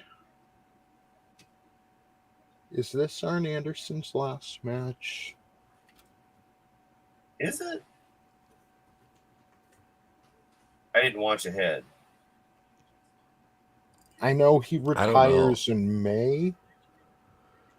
Oh shit! His debut was the day I was born, Wow. February 1st, Oh, really? 82. Yeah. You old fuck. No wonder I've always felt so close to Arn. That's Yeah, why his- you were Arn in the intro. That's crazy. His debut in the business was my birthday. The fuck. So, yeah, that was it. I don't know. I think is that Arn's last match? Yeah, because isn't next Yes, week the it week was. that Nash and them? Yeah, because they come out dressed No, like well- him, and his wife got all pissed off. He'll retire in May, but I guess this is the last time he's going to wrestle, and he's injured, and he'll figure out by May he has to retire. So, yeah, I didn't know that watching that. That was Arn's last match. Hmm. Thanks a lot, Tony. Parrot Head. I forgot that too, but I really don't like you right now. Hey, Keisha Earl, happy birthday. Thank you Happy for joining birthday. us. Yes, happy birthday. Yes. Everyone thank Parrot Head for not letting us know it was Arn's last match. Way to go, Fucking Parrothead. thanks, Parrot Head. Way to drop the nose. Hey! Yeah, Goddamn hippies. thing with Shotgun Saturday Night, though, it was pretty fun when they were doing the whole nightclub scene, but it would just turn into like a C show after a while and just be like taped before Raw in the arenas and stuff. Do you think Vince Tony- had Linda peg him? Yes. Anything could happen at Shotgun Saturday night. Strap it. Linda shove it in my ass and bite the back of my neck. Yes. Damn it. The Monday Night War was so entertaining. So, next up we get the in a non-title match, the World Tag Team Champions, the Outsiders, Scott Hall and Kevin Nash, accompanied by Six, versus the Extreme. The Extreme was making their debut in WCW, which means they lost in under 2 minutes to an Outsider's Edge. Yeah. So your basic WCW debut, you know, really make them look strong coming out of the gate. So next up, just Yeah, Etep. if a minute and They didn't 50 handle that well. yeah, if a minute and 59 seconds was, you know, just too drawn out for you, ladies and gentlemen, our next match is 44 seconds. It's too long. Kevin Sullivan double stomps Joe Gomez. That's about it. Yep. I gotta say this. I feel like Kevin Sullivan was like overrated his entire career. Well, I Like, know, and he's doing the booking at this point. Yeah, which is even where, but you know, everybody talks shit about Nash booking. It's like Kevin Sullivan takes this young up and coming kid, Joe Gomez. Hey kid, I'm gonna fucking squash you with a double stomp because I'm like 4'2" and I'm pissed off because Chris Benoit took my wife. Yeah. So I'm gonna stomp you and then I'm gonna go act like I'm so tough, even though you could probably flick me in the head and knock me across the room because I'm a fucking munchkin. Yep. I'm a wee folk. Yes. So, like Joe Gomez, Well. I'm sorry, would kick Kevin Sullivan's ass in I know. any venue outside of predetermined fighting. Like, Anything So- that Kevin's booking, for fuck's sake. Like, yes. take Kevin out of the booking. I don't see him winning in anything. Sorry. After the No. break, Hollywood Hogan and Eric Bischoff are out to answer the call of Giants Challenge. While Hogan goes over the short list of losers he's faced in the past 6 months, Randy Savage, he completely dominated fucking Roddy Piper, and then he beat the Giant in a very technical match, according to Hogan. Great. Yeah, he just talks about everyone he's beaten, but he's like, you know, he's got his movie deals. He wants to go on vacation. So he's basically saying he ain't going to face the Giant, but Then we spot Sting and Randy Savage in the upper deck, just staring at Hogan. Bischoff reminds Savage that he's out of WCW, but he can work for the NWO. Have his people call Eric's people. They'll have lunch. Yeah. But then Hulk goes back and he says he's going to take on the Giant tonight. And then, yeah, we went into the... For free. Remember, it's for free. He's not even going to get paid for it. Yep. And then he was goes doing into Trump before posing. Trump. Yep. He goes into posing as Eric Bischoff giggled like a little schoolgirl. It's really weird. He Next got up... his all wet. Yeah. His leather panties. So next up, we get WCW Cruiserweight Champion Dean Malenko versus Jerry Flynn. This ends in a Texas Cloverleaf in about 2.5 minutes. Jerry Flynn had a kick-ass mullet, though. Yeah. So next up, here we go. Now Thunderfoot Tony Jerry Flynn to Schiavone. you. Now Tony Schiavone gets the letter that I spoiled earlier. When you Bobby Heenan'd it, yes. Yes. Ha! Well, whose side is he on? Like, Yep. yeah. So Tony Schiavone announces to the crowd, and this is all from the WCW booking committee, and it was made apparent that this goes all the way up to Ted Turner himself, that at Super Brawl 7 on February 23rd, Hollywood Hogan won't be on vacation. He'll be forced to defend the WCW World Heavyweight Championship against Rowdy Roddy Piper. Nice. Oh, shit. Oh, shit. Finally, the title match. Finally. Yes. Mike Tenay was like giggling and smiling like a schoolgirl, and he looked creepy as shit when Tony Schiavone was announcing this. Mike Takei. Yeah. The first gay frog.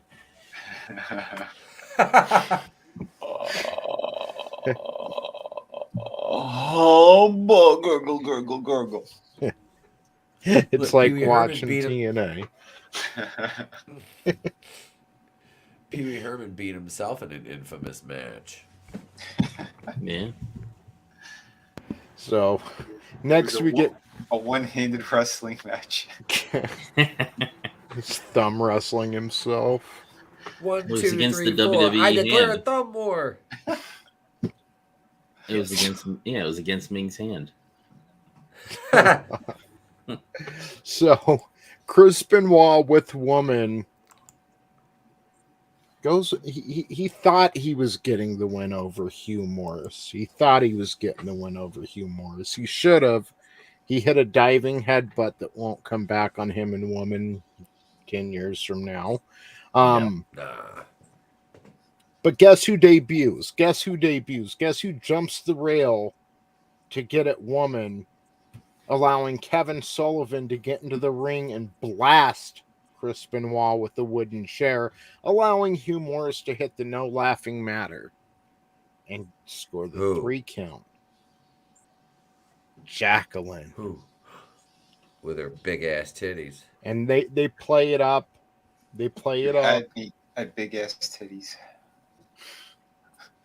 It's cool too because she's like Hugh Morris. Like you could tell she's from Texas. Yeah. So they play it up that like Kevin Sullivan made a mistake 10 years ago in choosing woman over Jacqueline, but she's back for her boo-boo, and she's gonna fucking.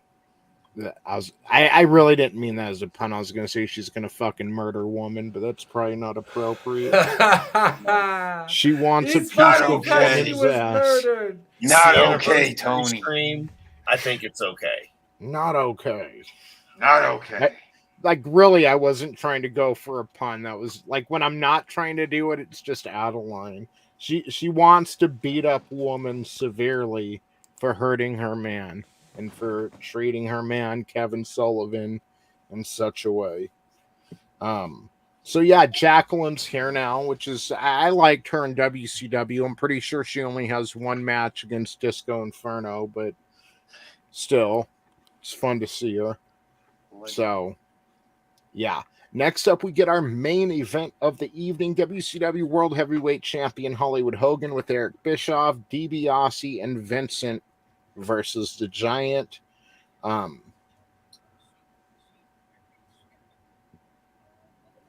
Yeah, it's just a bunch of NWO bullshit. Before the match, Hogan dares the Giant and Roddy Piper to come down and fight him right now.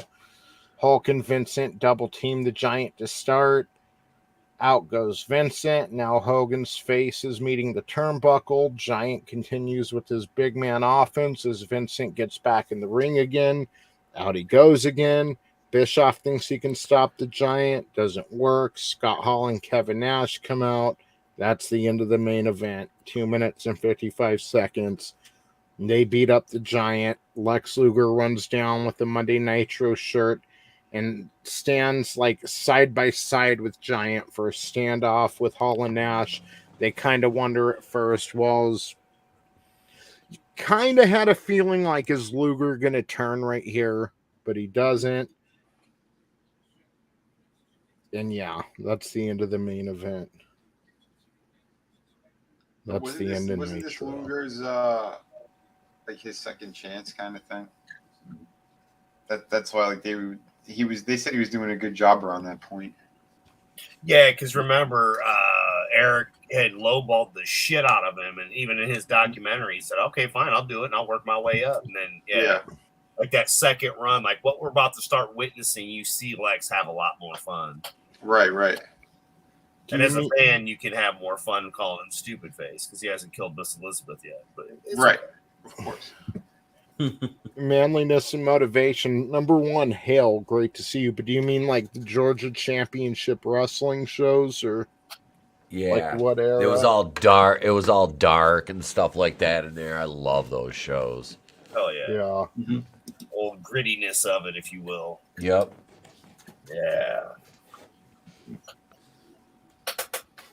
That's funny, Superfan. I just saw your message in the Yeah, that's why I was like, holy shit, fuck you, Tony. Because we did play that last night. I don't know if Etep told you the one I put on the dog and the cat. Smack him in his stupid face on your Facebook.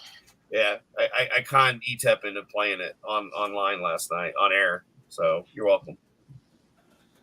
Here, I'm replying to that because this is kind of funny. Like a week apart. Yeah. 8 days, baby. 8 days. Well, someone else. They're like a week apart, like same year and everything. Oh, yeah. Oops. That is hilarious. Yeah.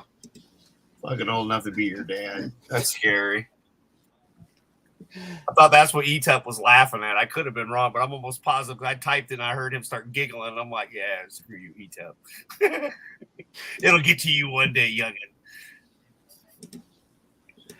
He sent me something funny. Oh, shit. Yes. Gotta love it. Good times. Yeah, and Manliness says the ones from the mid-'80s or earlier might have been the first pro wrestling he's seen. He just knows there's a whole lot of Pat Patterson. It was like in your face and personal with Pat.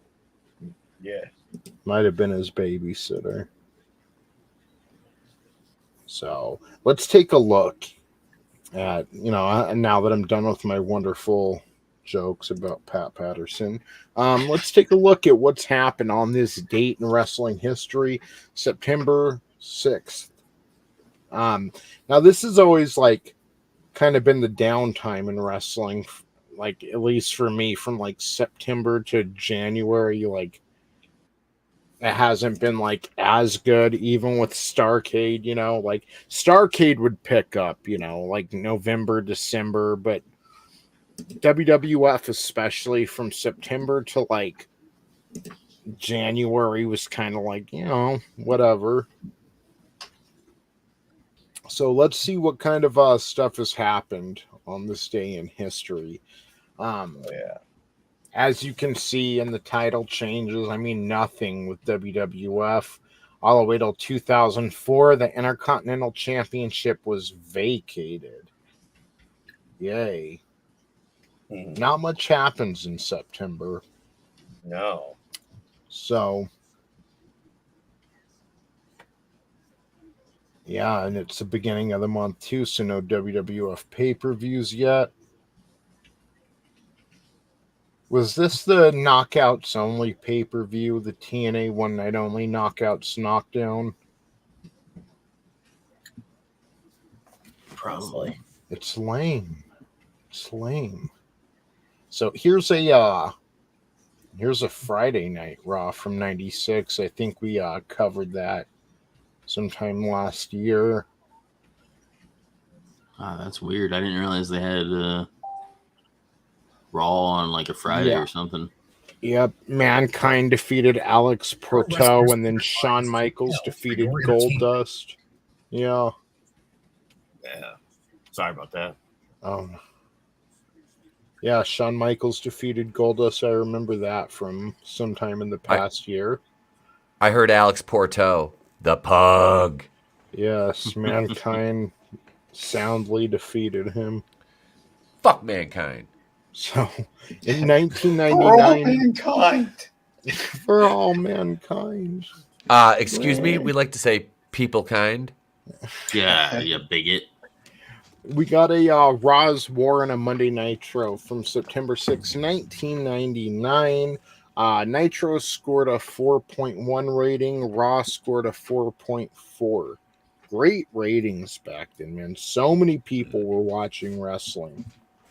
And they try to convince, well, John Cena sells so much merchandise. Not as much as if wrestling was fucking cool. Like, no.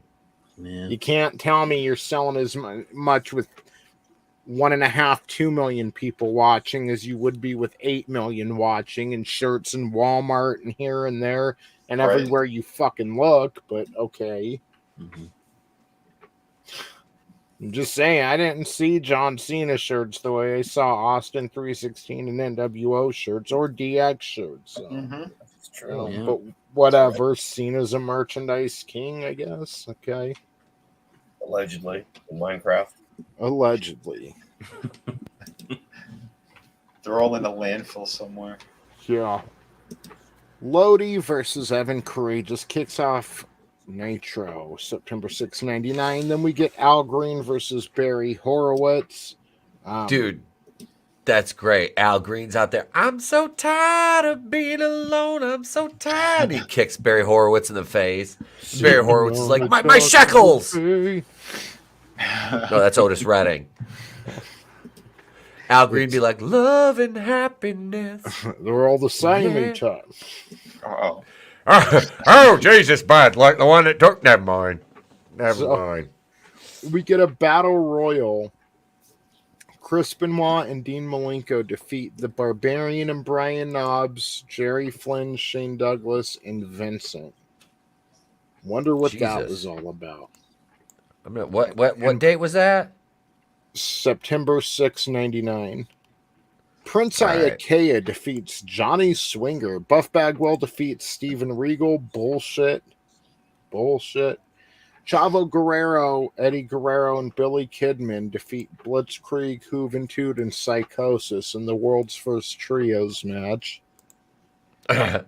Shane Douglas defeats Kendall Windham, who's one of the West Texas Rednecks. Barry Windham, who's one of the West Texas Rednecks, defeats Jerry Flynn. Thunderfoot, Jerry Flynn. Yes. Thunderfoot, Jerry Flynn. Thunder. The Thunderfoot.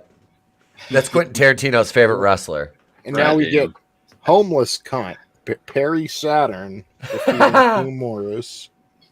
Oh, that's why there were two winners for the Battle Royal, the number one contenders match for the WCW World Heavyweight title. So let's look at this again. This is for the World Heavyweight title. In the Battle Royal, you had Chris Benoit, Dean Malenko, the Barbarian, Brian Knobbs, Jerry Flynn, Shane Douglas, and Vincent. For the world, for whoever the last two people were in this Battle Royal will go on and wrestle in a number one contenders match. What if that shit was fucking Brian Knobbs and Vincent? Ugh. Vincent's gonna go over, baby. He's winning the title. If not, you're racist. Yeah. Right. So, and he'll show you a magic trick. And Ron Simmons will sue you to become world heavyweight champion again. Again. So, Benoit and Malenko wrestled to a no contest in the number one contenders match. So you just watched all this for no reason. And the main event is a 3-on-2 handicap steel cage match. Bill Goldberg and Hulk Hogan defeat DDP, Rick Steiner, and Sid Vicious. I mean, there's a lot of talent on that card. It's just like mixed incorrectly, you know. It's like you got all the ingredients for stew, but you fuck it up, you know. Yep. Dark matches for Raw that night. Kurt Angle defeats Tim Lowry. Prince Albert versus Viscera ends in a double countout. Big Boss Man defeats Knuckles Nelson. Stevie Richards defeats Taka Michinoku. X-Pac defeats Draws.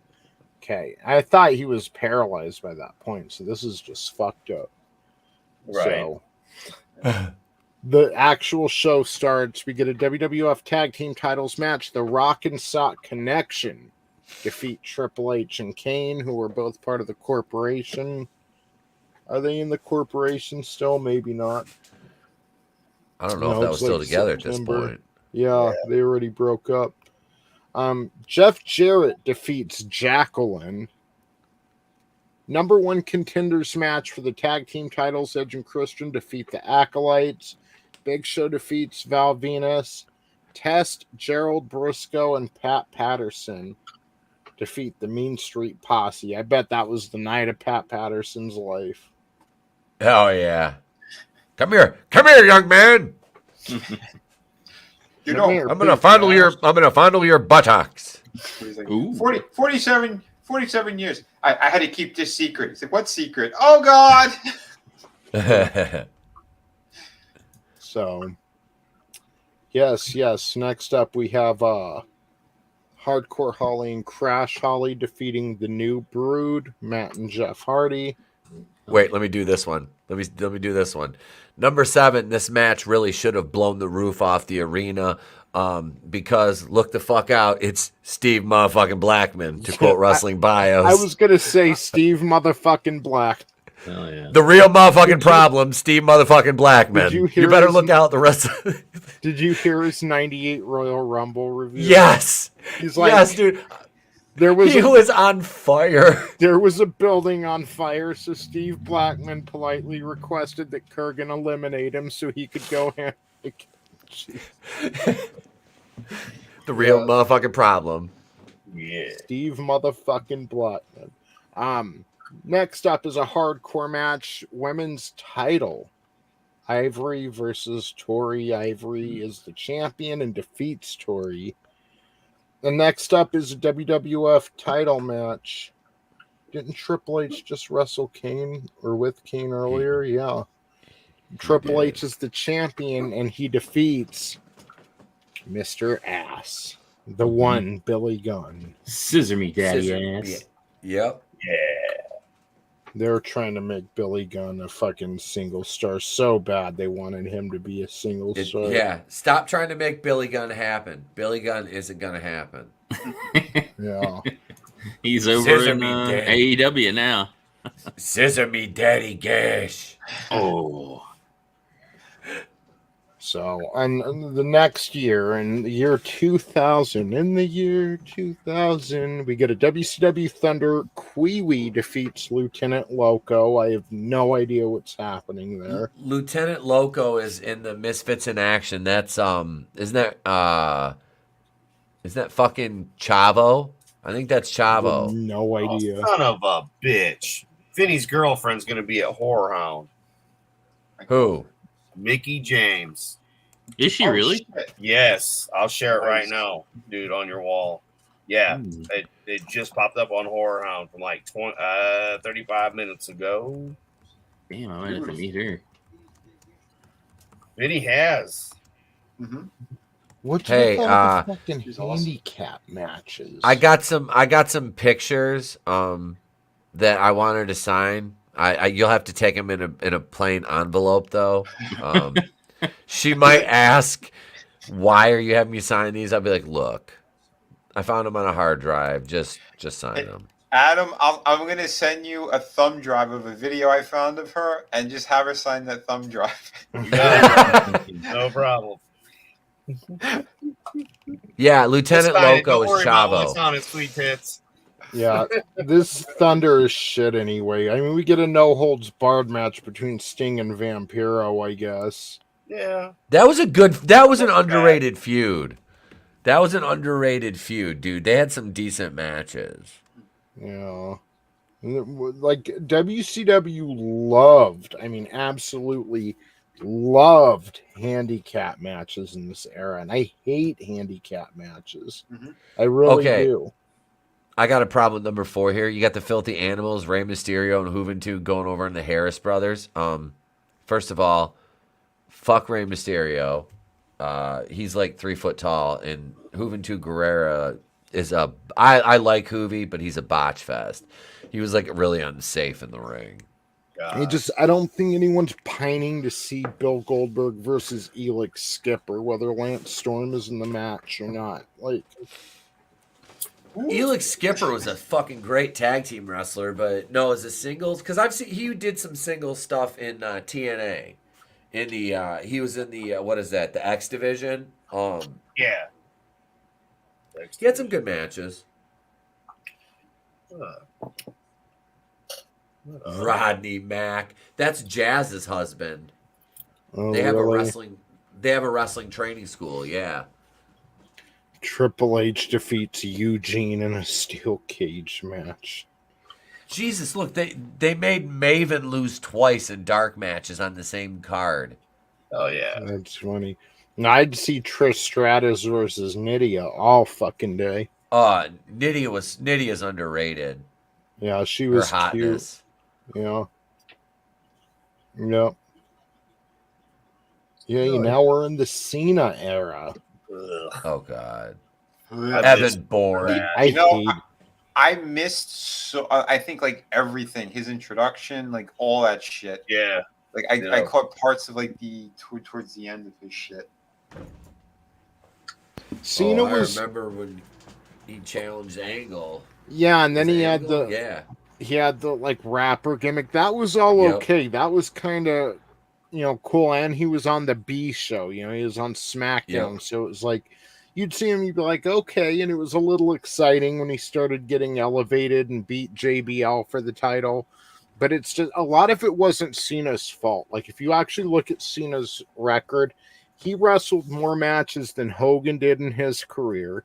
He wrestled more matches than Austin did, and obviously The Rock. And I mean, and they're consistent. They may not be the best matches in the world, but they were consistent. It was just creative was so fucking dead at that point. I remember John and not Omega. Good Lord, Umaga was a big one. Like John was taking on a bunch because Nate loved John Cena. That's one of his. I mean, Nate loves a lot of wrestlers, but he's special needs and fuck off if you don't like that. But I'm fine with what John did for WWE and the fans. It was the whole China bullshit where I was just like, you gotta be kidding me, bro. Come on, dude. Yeah. Well, it's just he's a prostitute. I mean, that's the thing that sucks because he destroyed his entire legacy by doing that shit. I mean, we poke fun of him all the time about it, but because I mean, it is retarded. I mean, he's a fucking retard. He's like just playing so smart. He's stupid. You're already worth more than 99.9% of the fucking planet. Like, can you not take a stand, asshole? Right. No, he prefers to see not America him. and the rest of the world fall to shit. And Big Show was another one that always did a lot with special needs. He was requested a lot. Savage was huge, the Macho Man. Yeah. And I mean, that's the thing. Like when you go back a couple decades with wrestling, and they were really laying the pipe. you know, for the future WWE and everything they did, you know, breaking Did their Pat back. help with that? He was. Yes, He of was there at the course. forefront, grabbing, cupping the balls. You know damn well he was a supervisor. You saw the video pile driver. So, yeah, the biggest issue I had with, like, you know, excluding Taiwan, but during Cena's wrestling career was like we're just coming off an era where you had Austin, The Rock, Angle, Triple H, Undertaker, Kane, fucking Eddie Guerrero, Chris Benoit, Brock Lesnar, so many people that could hold the title and give it some prestige. Mm-hmm. Shawn Michaels, you know, like, I mean, just so many people in this short period of time from like 1997, 1998 to like 2002, 2003, whatever.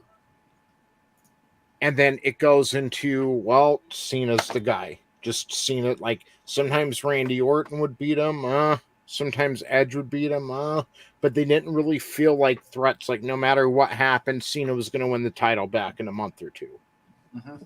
And that's just what it was for like 10 fucking years. Like, guys, build stars.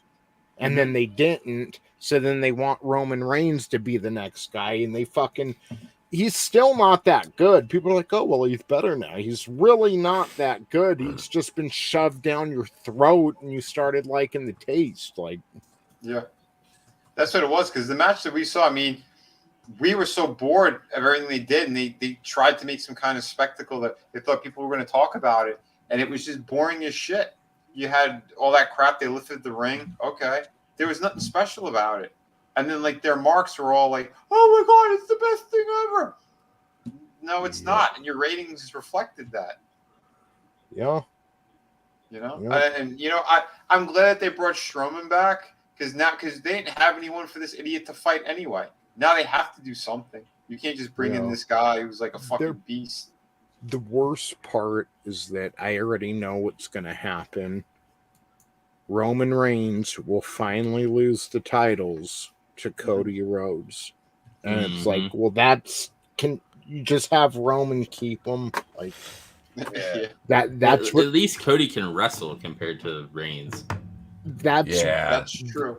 But I don't know. Yeah, it's still pitiful. But mark my words, Cody Rhodes will be the one to beat fucking Roman Reigns for the title, and then they'll have to do an angle with that big guy because you don't just bring him in like that because he had a huge pop and was destroying everyone from the clip that my friend showed me. So yeah, that's what you have to do because you're right. They are going to give it to Cody, but then he can't keep it. And then the fucking fans are gonna, this is awesome. Like, no, it's not. When they were saying that about, dude, I'm in a bunch of AEW groups on Facebook, and everybody's like, "Oh, that Eddie Kingston match was amazing," and the rest of the pay-per-view was bad. I'm like, "What were you watching?" Cocaine, it's a hell of a drug.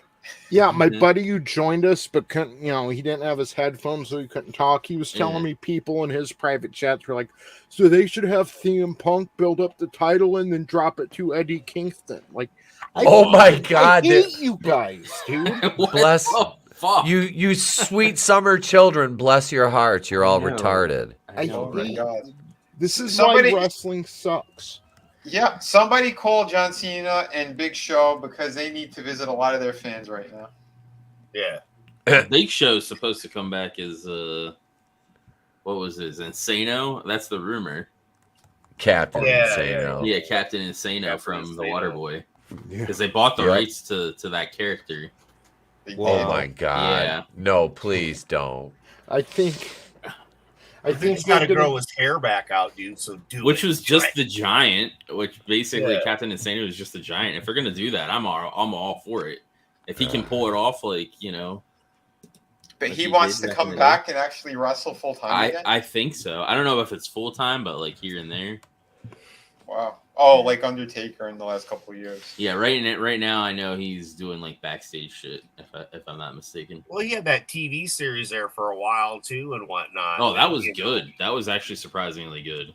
So I mean, yeah, he did a lot of other stuff too, and the fact that he is in AEW is great. And again, remember, Andre was a spectacle, right? So why would you not, at this point in his career, go ahead and do the same thing as Andre, man? Be that, if he's healthy enough and whatnot, sure.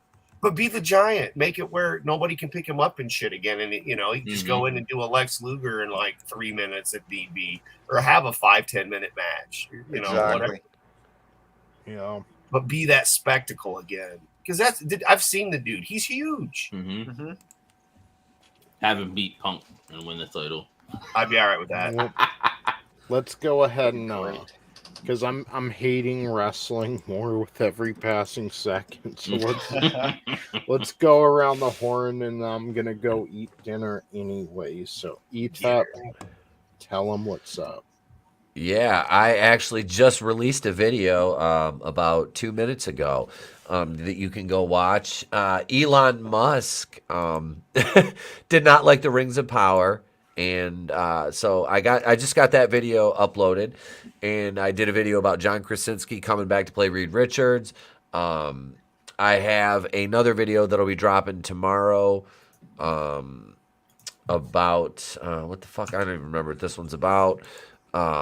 Let's see, what else is there? It's a troublesome female tropes video about this. Well, it's from the article is from a couple months ago, but I really wanted to talk about it because I think it's ridiculous. How she's complaining that they turn female protagonists into antagonists because God knows a woman can't be evil, can't be bad. She has to be bad because of a man. A toxic man made her that way. So, that's kind of the crux of the thing. So I got a video coming out on that tomorrow. And actually, what is the guy's name? He kind of took a swing back at Elon Musk over the whole Twitter or the whole Rings of Neil Gaiman from Sandman tried to limp-wristedly clap back at Elon Musk. I'm like, shut up, you fucking idiot. I haven't even watched the Sandman show. I own like two of the graphic novels for it or whatever. I've never read them. My commie sister loaned them to me, and I just kept them because I didn't want her to have to burn them to keep her apartment warm. So, but no, I kid. But yeah, I'll have a video coming out about that tomorrow. Probably a couple tomorrow. I got the Terminalist review that'll actually finally be dropping tomorrow because I'm sick and I can't go to work. So I'll be here recording it sounding like Bob Dylan because everybody must get stoned. Thank you, Tony. This was fun. Happy 1 year anniversary. Yeah, dude, this has been a lot of fun doing this so far, and I look forward to more of it. So, hell yeah, man. Thank you for coming on. This is awesome. Thank you for having me. Yes. Tony, you got that video? Yeah. So this is because a certain person is about to be having a wedding anniversary, and I'm sorry. I think it looks like these people that I know.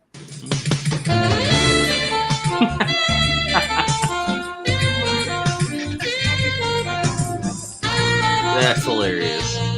My wedding anniversary is actually 1 month from today.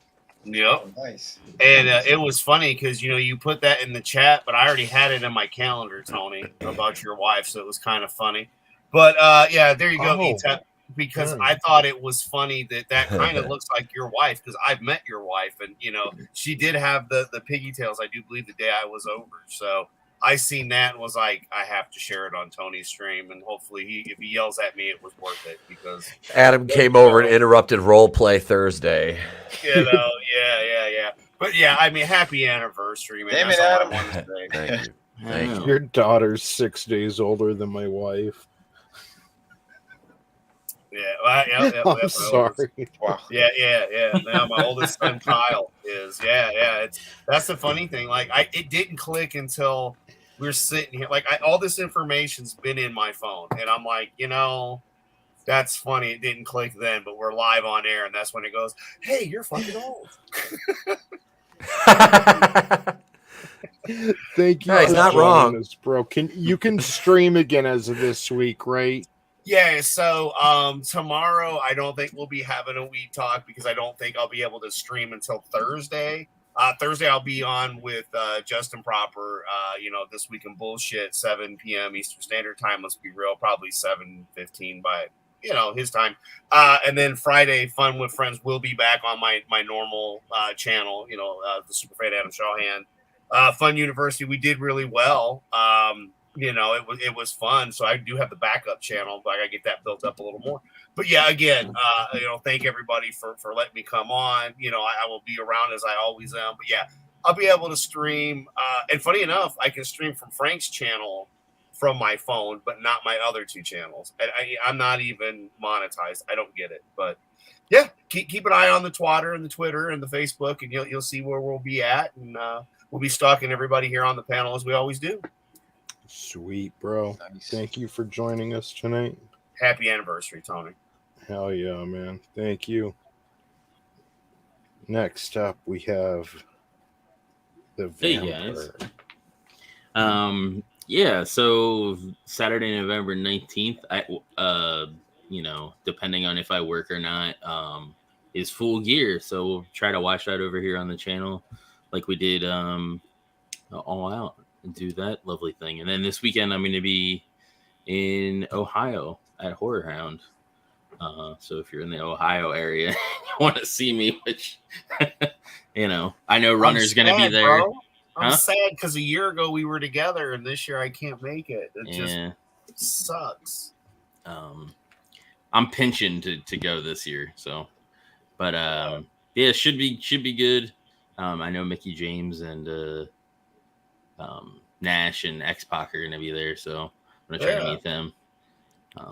I know. Call Nash a communist. Rob Perlman's gonna be there. Yeah. Bruce Campbell was supposed to be there, but apparently he postponed, so he's not gonna be there now. So I was gonna get his signature, but now that Mickey James is going, I guess I'll get hers instead. Yeah. Much better. Yep. Yeah. So that's what I got going on. I still need to finish my NWO Captain America New World Order video. I'll get to it at some point. Tell X-Pac that we're reviewing the Monday Night War retrospective, the Monday Night War, and that your friend thinks it's racist that he stole Eddie Guerrero's title. Yeah. Okay. And dressed up like Ms. Ark. Yeah. Scott Hall. Never mind, that's harsh. But we all are envious because he did nail China after he did. Yeah. I don't know.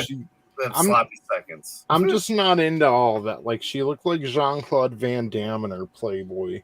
Like, I'm just not into it. She looked better a little bit later on. Actually. Yeah, when she had all the down surgery. Yeah. She had all kinds of facial surgery when she first came in, like that jaw. Oh, I know, dude.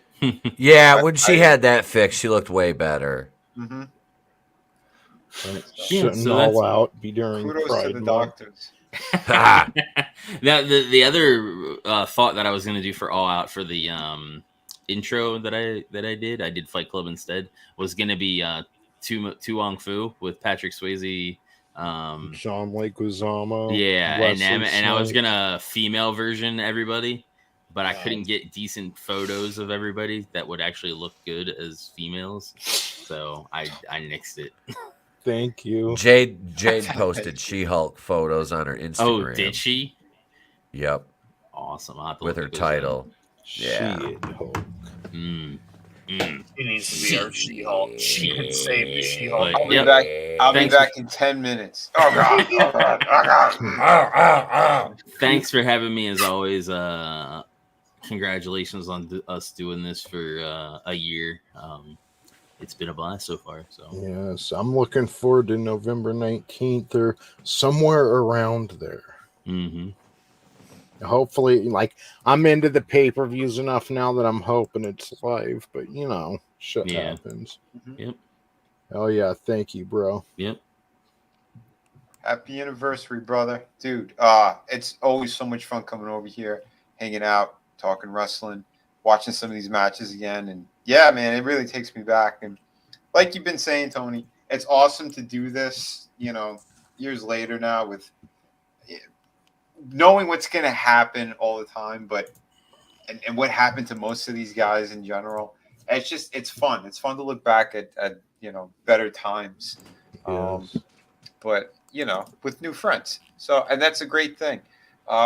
Looking forward to, another year of awesomeness with all you guys. And yeah, it's a lot of fun.